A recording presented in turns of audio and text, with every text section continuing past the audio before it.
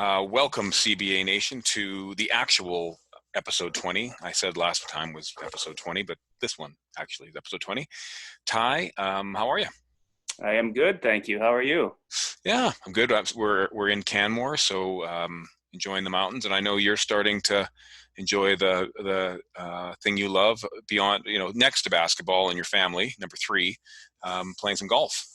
Yes, I played golf yesterday with our man Kerry Blaskin and Josh Fluker and head coach of the Mount Royal Cougars Mark Dobell, and Nice. we had a good time. Nice. We had 4 carts, one person to a cart, and we even had a drag race on one of the holes. We lined them up, and my cart was very slow. I got a false start penalty and still lost. And who won? I don't know. Yeah. Not me. It doesn't matter, right? Yeah. Not me. Now, I don't even remember. Just a couple hours ago, an announcement was made about our teams. Yeah. And on November 8th, the 6-time Super Bowl champion Pittsburgh Steelers go to Texas to play the Dallas Cowboys, the 5-time Super Bowl champions. Yes. November 8th. Are you busy? Are you prepared to jump on a plane and go watch some football? I got to be honest. I don't see a loss on the calendar for us. Wow. 16-0. You better score a lot of points. Well, we got a lot of weapons. Our backup quarterback is better than our starting quarterback.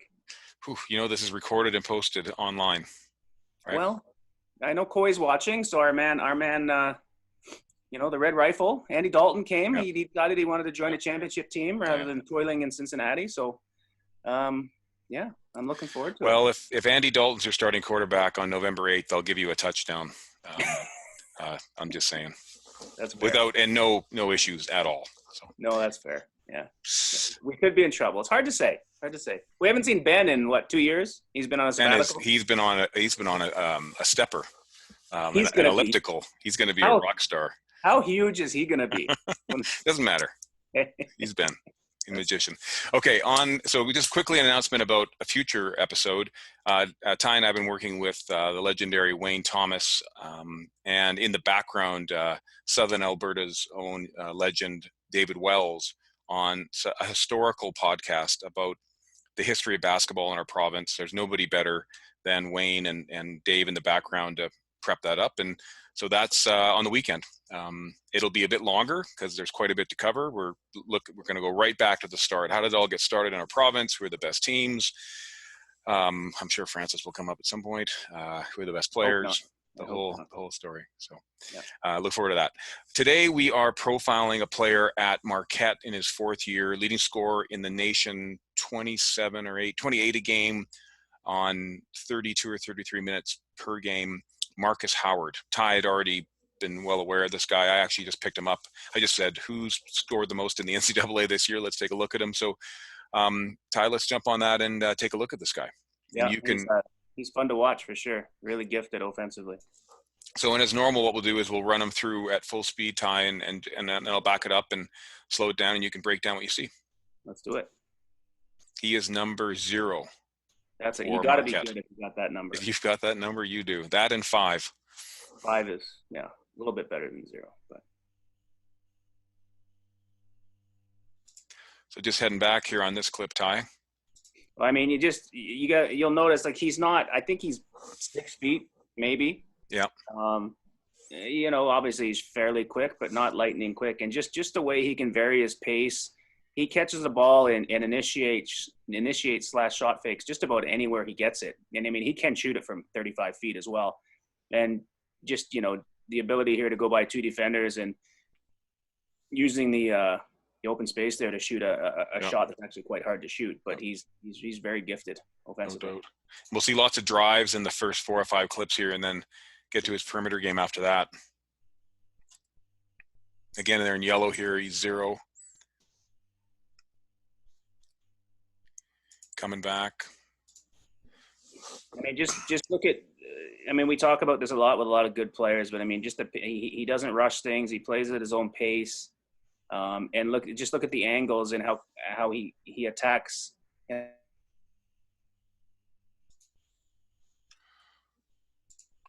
Lost you just a little bit there, Ty. I'm sure your sound's going to come back. I'm just going to hold this until we get you back. Can you hear me okay? The ball froze in the air. Ah, there we go. Okay, you ready? We're back with you. We're ready. Okay. You guys lost me. My internet is unstable, like me. Well, you picked the right internet then. It's matching. Mm-hmm. So I'm going to ask you that there's a theme here in that first half second on the catch. It seems to me that he's always forcing his defender to do something. Well, he's. I mean, if you look at it, those guys are so afraid. He'll shoot it from 30 feet. He's like was it Haley McDonald? Right. McDonald? Yeah. Like that. They go from NFX, and so they have to honor that. I mean, that's not great defense, but I mean, he shows the ball, guys raise up, and now he's in the middle of the defense in one or two dribbles and able to shoot, those floaters that our kids love to practice, and shots as guards we need to have for sure.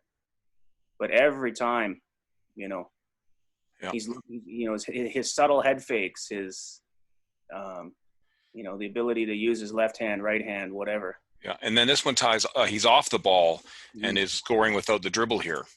Yeah, we can see him closest to the camera.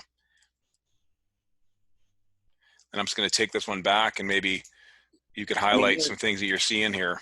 They're face guarding him. I mean, they obviously don't want him to get the ball, and he's just patient. And he does a good job of running his man off a screen. I would say the defense went the wrong way, but, makes that read, goes to the corner. I mean, he can catch and shoot in the blink of an eye. I mean, the footwork and the ability to square himself in the air there. So when he catches it, he's ready to catch and shoot is quite remarkable.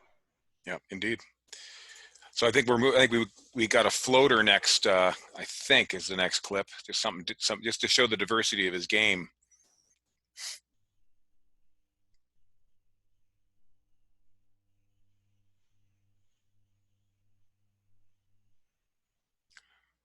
So what do you see there if I slow it down, Ty? And Ty is currently unstable and will be back with us in a minute. And so we just lost a little bit of your sound, and now you're okay. Yeah. You're back. Yeah, I was just saying he's showing 1 foot floaters, 2 foot floaters, runners, everything. He's obviously spent a lot of time in the gym, and he's got a lot of tricks in his bag, so to speak. How much do you think, if I just pause it there, being a senior and having that time to develop his offensive game has helped him?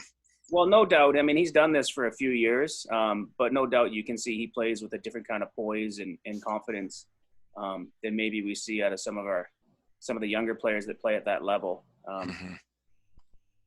But he's just a gifted scorer. Yeah. And he's got the ultimate green light. I mean, I remember watching this game. Actually, I think he might have had 40. I can't remember. He was amazing, and not a lot of shots either. Yeah. They got down pretty big, and he brought them back, and they ended up losing. But so in this one, he's an inbounder on the out of bounds play, and he comes off it and really twists his guy up here. Yeah. Common theme, right? Is either they're not good defenders, one could make the case, or he's just really good at putting pressure on. I mean, they're trying to run him off the 3-point line, but I mean, his footwork too. I mean, he interns and shot fakes here, all the stuff that we talk about. And they're clearly trying to run him off the 3-point line, but he's showing the ball here. I mean, he looks like he's going to shoot it. Yeah. And then he's able to gather himself. I mean, that's not an easy shot by any means. He's able to get himself on balance. And he shoots it quite effortlessly, for sure. Awesome. Okay, I think we got another jumper here. Let's take this back. It happened so fast. It's kind of like those Mount Royal clips from the Grant McEwen game. It's very similar, yes. I mean, that's what, 28 feet, something like that. Yeah. I mean, to be able to pull up behind a ball screen like that and shoot it, and that's why you're seeing these guys who are tremendous athletes, flying at him, because this is what he can do. I mean, he did this all year long. Obviously averaging those type of numbers at that level. Yeah. And he was up around 25 last year. he's a fun player to watch for sure. No, for sure. So Marcus Howard players, if you want to have a look at the NCAA Division I leading scorer from last year, super efficient player, a senior. So he's built himself up into a player. Have a look. So that's puts a lid on episode 20 of Plays of the Day. Again, keep an eye out this weekend for a walk back in time. Wayne Thomas takes us through the history of basketball.